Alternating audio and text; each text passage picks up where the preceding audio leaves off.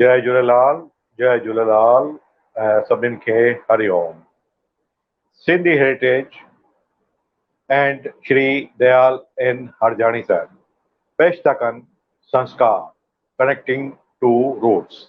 ही संस्कार प्रोग्राम आहे जेको तव्हांखे रूट्स सां जोड़े थो, सनातन धर्म जे संस्कारनि सां तव्हांखे सभिनीनि खे जोड़े थो। ही अॼु जो असांजो एपिसोड नंबर 14 आहे, जेको इरेस पॉवर्टी हांगकांग जे सहयोग सां थी रहियो आहे। संस्कार असांजे जीवन में ओतिरा ई ज़रूरी आहिनि जीअं असांजे शरीर में ऑक्सीजन ज़रूरी आहे। संस्कार जे बिना असांजो जीवन अधूरो आहे ऐं बिना संस्कार जे माण्हू संस्कारहीन आहिनि ऐं दीन आहिनि। त अचो त संस्कार एपिसोड नंबर 14 में असां अॻियां वधूं।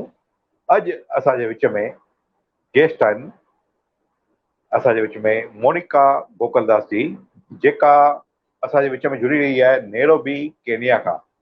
मोनिका गोकलदास हिकु रेकी प्रैक्टिशनर आहिनि। हूअ ओल्ड एज होम में ऐं स्पेशल चाइल्ड्स में बि वञी करे रेकीअ जी सां माण्हुनि जो इलाजु कंदी आहे। ऐं उनजे अलावा केनिया नैरोबी शहर में हुननि फाउंडर आहिनि सिंधी वेलफेयर सोसाइटी जा।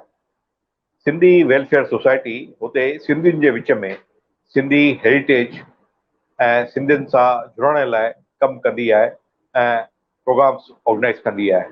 त मूंखे ख़ुशी आहे कि अॼु असांजे विच में सत समुंड पार केनिया खां जुड़ी रही आहे मोनिका गोकलदास जी। मां हुननि जो स्वागत कंदुसि। मोनिका गोकलदास जी, हरिओम। जय झूलेलाल। हरिओम, जय झूलेलाल। तव्हांजो स्वागत आहे। असांखे ख़ुशी आहे कि सिंधी हेरिटेज जे माध्यम सां सत समुंड पार केनिया मां तव्हां अफ्रीका मां असांजे विच में जुड़ी रहिया आहियो। तव्हांजो स्वागत आहे। ऐं मां तव्हांखे रिक्वेस्ट कंदुसि कि तव्हां असांखे थोरी जानकारी ॾींदा कि भई केनिया में रही करे तव्हां कीअं सेवा ऐं संस्कृतीअ खे जीअरो रखी रहिया आहियो। छोकी मां बि 2 दफ़ा केनिया आयो आहियां, त हुते मां हिकिड़ी ॻाल्हि ॾिठी। हिकु त लूट मार थोरी वधीक हुई उन टाइम ते, लास्ट 4 साल अॻु जॾहिं मां आयुसि। मूंखे त शाम जो 5 खां पोइ बि मां हुते अकेलो न निकिरंदो हुअसि। जेको मुंहिंजो होस्ट हूंदो हो, माना हुनजे घर बि वञिणो आहे त हुनजे घर में बि हेठि बि 2 ताला हुआ, लिफ्ट में 2 ताला हुआ। उन खां पोइ हुनजे घर में मथे 5th फ्लोर ते वियसि, हुते बि 2 लॉक हुआ। त अहिड़ी परिस्थिति में रही करे सिंधी संस्कृति ऐं हिंदू संस्कृति जी रक्षा करणु केॾी न डिफिकल्ट आहे। ऐं सेवा जो कमु त हुते मां सम्झां थो वधीक डिफिकल्ट हूंदो, छोकी मां गॾु पाण सां गॾु हुते कुझु सैंपल खणी आयो हुअसि, नोटबुक जेके बची पिया हुआ। उहे जेॾी महिल मां विराइण वियसि हिकिड़े स्कूल में, त माण्हू अची करे मूंखे हथ सां, माना हिकिड़ी नोटबुक हुयूं, हीअं हथ सां अची करे फुड़ियो। मां त उते ई छॾे करे हथ जोड़े करे भॼियसि। त अहिड़ी जॻह ते माना सेवा करणु जाम डिफिकल्ट आहे। ऐं तव्हां हिकु लेडीज़ थी करे हुते सेवा कयो था, it is very grateful. And माना फ़ख्र जी ॻाल्हि आहे कि अहिड़े शहर में बि असांजियूं सिंधियूं लेडीज़ अॻियां अची करे सेवा कनि थियूं। ऐं तव्हां ओल्ड एज होम में हुते वञो था, स्पेशल चाइल्ड जे हिते वञो था, हुननि खे तव्हां संस्कार ऐं सेवा कयो था। त तव्हां गॾु ई गॾु तव्हां हुते सिंधियुनि खे एकता में आंदो आहे। मां सम्झां थो सिंधी फैमिली त हुते जाम घटि आहिनि, पर हुते बि तव्हां हिकिड़ी सिंधी वेलफेयर सोसाइटी ठाही आहे। त तव्हां अॼु उनजे बारे में असांजे मथां प्रकाश विझंदा। वेलकम आहे तव्हांजो सिंधी हेरिटेज। ज़रूरु। सभिनी खां पहिरीं सभिनी दर्शकनि खे मुंहिंजो जय झूलेलाल। मुंहिंजो इहो बिलीव आहे कि को बि सिंधी जय झूलेलाल खां सवाइ ग्रीटिंग शुरू नथो करे सघे। जय झूलेलाल, हरिओम। जय झूलेलाल।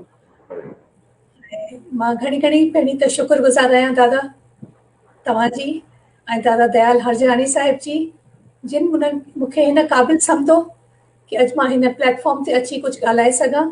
हिते तव्हां मूं ॾिठा आहिनि वॾा स्पीकर्स था अचनि तव्हांजे शो में। मां त हिकिड़ी तुच्छ लेडी आहियां, मूंखे एतिरो कुझु ईंदो कान्हे, पर कोशिशि कंदसि। तव्हां जेका ॻाल्हि कई की अहिड़े शहर में केन्या में रही करे बि समाज सेवा करणु डप जी ॻाल्हि आहे। यस, हिते सिक्योरिटी जा चैलेंजिस तमामु घणा आहिनि ऐं असां घणेई एक्सपीरियंस करे बि चुका आहियूं, पर आई थिंक हर को एक्सपीरियंस इंसान खे वधीक मज़बूत ठाहे थो, पंहिंजो जज़्बो वधीक स्ट्रॉन्ग थिए थो।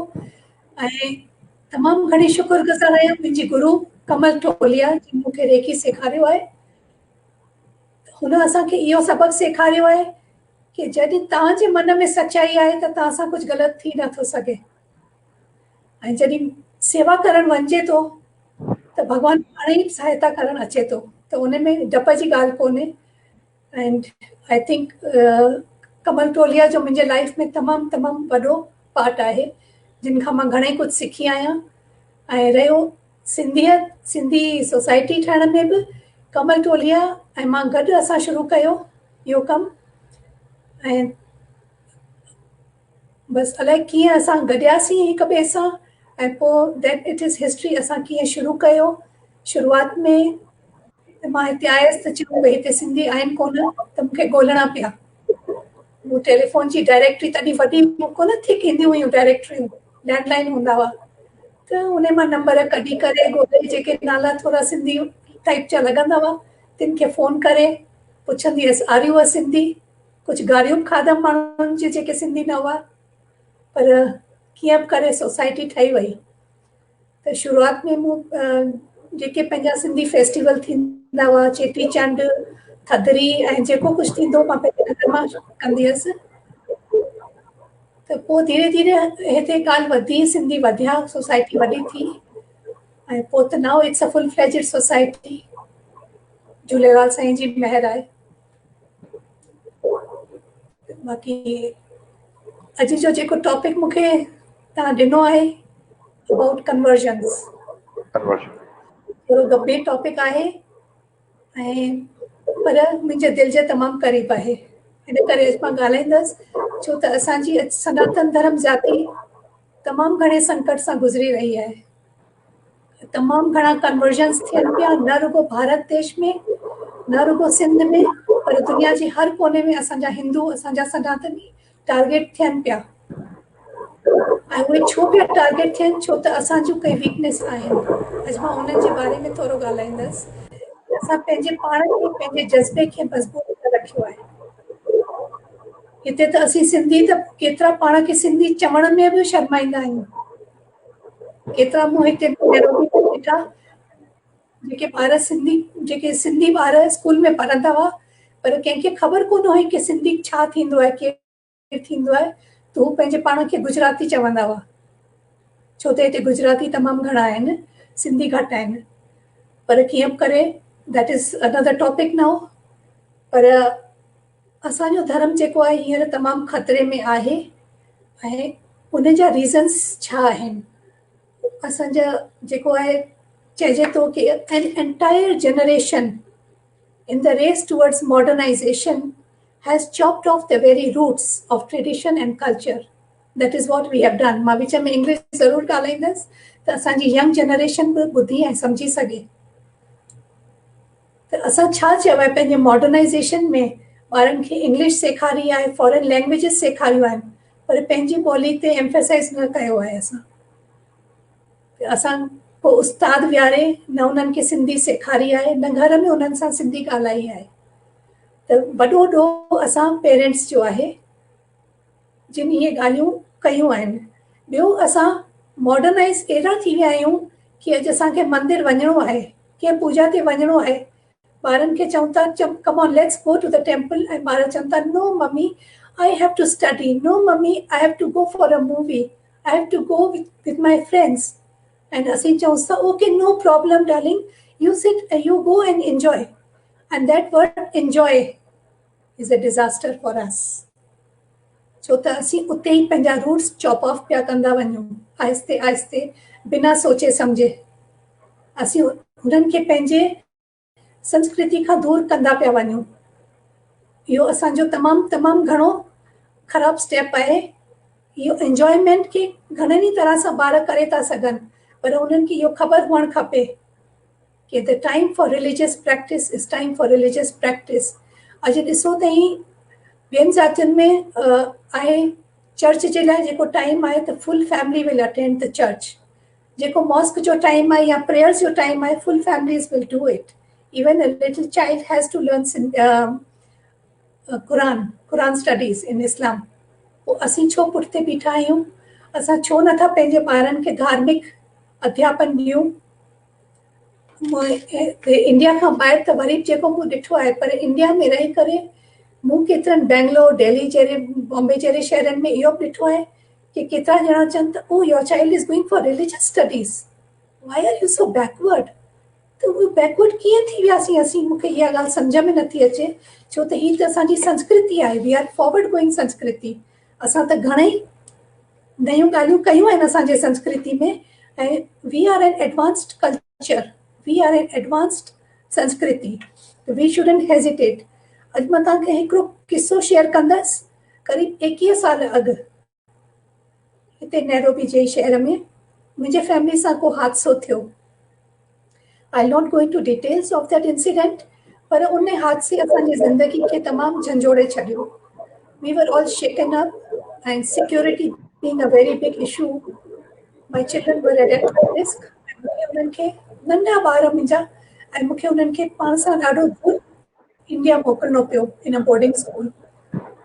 ऐं हीअ ओचितो ओचितो not plan, not nothing, and suddenly ॿार मूंखां मुंहिंजा जुदा थी विया।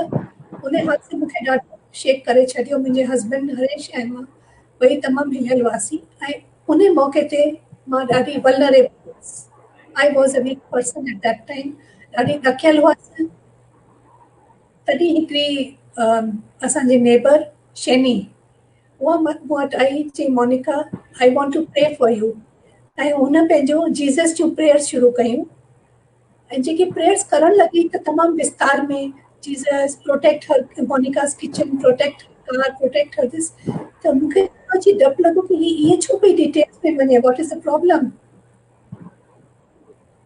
त ख़ैर मूं वधीक कुझु न सोचियो, एंड शी वेंट। कुझु ॾींहंनि बाद वरी आई ऐं चयईं मूंखे जीसस तो वटि मोकिलियो आहे। Jesus has told me to tell you कि ही तो जो घर में न शेर ऐं snakes and elephants and monkeys रखिया आहिनि, उहे सभु तूं कढी फिटा कर, दे आर हार्मिंग यू। त ऑब्वियसली तव्हां सम्झी था सघो हुनजो मतिलबु छा हो।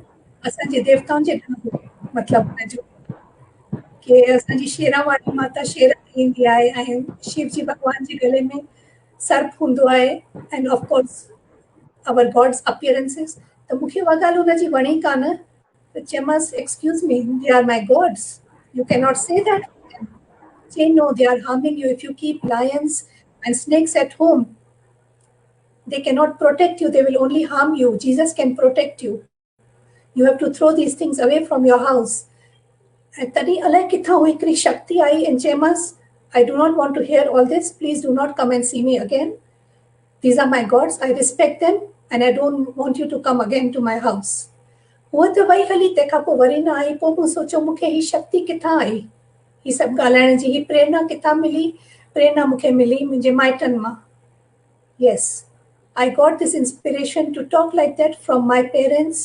मुंहिंजा माइट, मुंहिंजा ॾाॾाणा, मुंहिंजा नानाणा, जेके धर्म जे ख़ातिर सिंध छॾे हिंद ताईं आया, पंहिंजूं सभु प्रॉपर्टियूं, सभु शाहूकारियूं सभु छॾे करे दे came to live in a refugee status. छाजे लाइ? धर्म जे लाइ, पंहिंजो धर्म क़ाइमु रखण जे करे। तंहिं माना धर्म जी का ॻाल्हि वॾी आहे। इहो सोचे जॾहिं असांजा माइट हेतिरो कुझु सेक्रीफाइस करे सघिया, त हीउ त तमामु नंढो हादसो थियो मुंहिंजी ज़िंदगी में। इन में मां धर्म कीअं पंहिंजो छॾे थी सघां? मुंहिंजो धर्म मुंहिंजी आइडेंटिटी आहे। I am today a proud Hindu, and I am because of my parents, because what they taught me, because what my grand parents did for us. अॼु हू पंहिंजो सभु करे रस्ते ते चणा पिया विकिरनि अची करे, उन्हनि खे उन में ऐब न लॻो, छो त हुननि पंहिंजो धर्म न छॾियो। हुननि जो मान ऐं शान हो हुननि जो हिंदू धर्म। त असीं छो पंहिंजे ॿारनि खे इहे नथा सेखारियूं कि पंहिंजे धर्म में पंहिंजी शक्ति ॾिसो, पंहिंजे स्ट्रेंथ पायो पंहिंजे धर्म में। असांजो फ़र्ज़ु आहे कि असीं पंहिंजो हिंदू धर्म बचायूं ऐं ईज़ी टारगेट्स न थियूं, पंहिंजे कल्चर खे बचायूं ऐं ॿारनि खे रिलीजियस स्टडीज़, पंहिंजे राइट्स एंड रिचुअल्स ॿुधायूं. Only then our religion can progress and not become easy target. Swami Vimlananda of Chinmaya Mission chayo, faith has been one of the biggest casualties of modern times. ऐं उहो छो थियो आहे? Because faith is न कयूं आहिनि, असां blindly rituals खे follow कयो आहे, and we have not understood the true meaning behind what we have been taught. जे असीं सम्झूं न त असीं पंहिंजे औलाद खे कीअं सम्झायूं ऐं कीअं सेखारियूं. An entire generation has become too modern and not adaptive. ऐं मूंखे फ़िक्र आहे कि असीं अॼु हिन संस्कार प्रोग्राम जे ज़रिए अहिड़ियूं ॻाल्हियूं घणेई सेखारे रहिया आहियूं हिक ॿिए खे. I have learned a lot from this program also. And they also say you can only live your own beliefs. You cannot live the beliefs of another person. छो त असीं असांजी lineage आहे, असांजा beliefs जेके आहिनि, असांजो religion आहे, असांजो lineage आहे. We have grown up into that. We cannot be slave of another religion. अॼु असां धर्म परिवर्तन कयूं था त असीं slave थी था वञूं. छो त we have no right to practice our own belief. असांखे we become a beggars of another belief. Something else is conducted upon us and we have no right to question. Another thing is कि असीं चऊं था कि religious practices are all blind faith and we should not do all this puja path and you कुछ कोन थो थिए, and we question कयूं था our scriptures खे, our gods खे कि what is the scientific proof of all that. And then we are lured into another faith. When we are lured, do we even question that other faith? Have we ever questioned the scientific proof, evidence of that other faith on which we are getting lured? That is where we fail. We fall out over there. And remember, Dharam alone is friend at the time of your death. जॾहिं इंसान मरे थो त उन जो धर्म ई उन जे अॻियां अचे थो. धर्म जे थ्रू ई तव्हांखे कल्याण मिले थो, मोक्ष मिले थो. If you are born Hindu and you are dying a Christian or a Muslim or anything else, anyone else, you have lost it on the both sides. तव्हांखे कुछ बि फुलफिलमेंट नथी मिली सघे. तव्हांजी दादा अञा तव्हांजी ॻाल्हि बिल्कुलु सही आहे. भई अॼु खां 1073 साल अॻु असांजो धर्म बचाइण लाइ भॻवान श्री झूलेलाल नसरपुर में जनम वरितो हो ऐं अची करे मिर्ग बादशाह जे पेर खां बचायो हो. ऐं अॼु खां 73 साल अॻु असां पंहिंजो धर्म बचाइण लाइ सिंध मां हिंद में आयासीं. उन टाइम सिंध बि हिंद में हो, पर सिंध ऐं हिंद ॿई अलॻि थी विया. त असां सिंध मां हिंद में आयासीं माइग्रेट थी करे ऐं अची करे पंहिंजा महल माड़ियूं छॾे करे पंहिंजे धर्म बचाइण लाइ अची करे असां खोलियुनि में लथासीं ऐं खोलियुनि में रहियासीं. पर अॼु सिंधियुनि पंहिंजी महिनत ऐं पंहिंजी महिनत सां महल माड़ियूं हॉस्पिटलूं स्कूल खड़ा कया आहिनि. पर दुख जी ॻाल्हि आहे अॼु असांजे पासे में ई उल्हासनगर जहिड़े शहरनि में चङा माण्हू क्रिश्चन थी विया आहिनि. असां सिंधी हेरिटेज कोशिशि पई करे कि हुननि खे वापसि घर वापसी खणी अचे ऐं हुननि खे पंहिंजे धर्म में खणी अचे. ऐं ॿी ॻाल्हि, सिंध हिते उल्हासनगर जे अलावा मां त चङा कंट्री घुमियो आहियां, स्पेशली हिन पासे सिंगापुर, हांगकांग एंड अमेरिका पासे चङा माण्हू क्रिश्चन पिया थींदा वञनि. त वरी इंडोनेशिया में असांजा सिंधी बाहाई धर्म अपनाइनि पिया. चङा सिंधी बाहाई धर्म पिया अपनाइनि. मां हिकु सिंधी जे घर लथो हुअसि अॼु खां 10 खनि साल अॻु इंडोनेशिया में. त राति जो माण्हू पोरो चेक खणी करे वेही रहियो कि भाई तूं बाहाई थी, मां तोखे इंडिया जा उन टाइम ते मूंखे चई पियो मां 1 करोड़ रुपया ॾियां थो. त मां चयो मां हुन सां बहस कईमांसि लंबी 2 कलाक मुंहिंजी बहस हली राति जो 2-2:30 बजे ताईं. आख़िर में हुन माण्हू मूंखे चई भाई तुंहिंजो गुरु केरु आहे? त ॿुधायोमांसि भाई स्वामी लीलाशाह, मां हुननि खे पंहिंजो गुरु मञियो आहे. मां 6 साल जो हुअसि जॾहिं साईं लीलाशाह गुज़ारे विया. त चई हा मां हुननि सां इंडोनेशिया में गॾिजो हुअसि. He was the right person. उहो न पंहिंजे साम्हूं न लेडीज़ खे अचणु ॾींदो हो, न के पैसे वारनि खे चवंदो भाई पैसा ॾियो या हू कयो, ऐं सभु बिल्कुलु सादो हो। तंहिंजे करे तो मुंहिंजो ही चेक एक्सेप्ट कान कयो। बाक़ी चेक साइन करे मूंखे ॾेई छॾियईं, भई तोखे 1 करोड़ रुपया ताईं जेतिरा भरना अथई भर। सुबुह जो मां सॾु कयां थो हुनखे, असांजे मुले खे, तोखे भाई धर्म अख़्तियार कराए। मां चयोमांसि भाई मूंखे जे धर्म में मां जनमु वरितो आहे मां हुन में ई मरंदुसि। त उन ॻाल्हि ते असांजी लंबी बहस हली ऐं हू माण्हू एक्सेप्ट कई। त इहा ॻाल्हि ॿुधाए थी कि असांखे जे जनम में भॻवानु सोचे सम्झी करे असांजो जनमु वरितो आहे, असांखे हुन में ई रहणु खपे। त असां हुनखे ई अॻियां वधे ते ही सिंधी हेरिटेज ही प्रोग्राम शुरू कया आहिनि कि माण्हुनि खे थोरा संस्कार मिलनि। हीअ असांजो हिकिड़ो नंढो प्रयास आहे ऐं तव्हां अफ्रीका में बि हिंदू धर्म जी रक्षा करे रहिया आहियो, इन लाइ तव्हांखे धन्यवाद ऐं महिरबानी।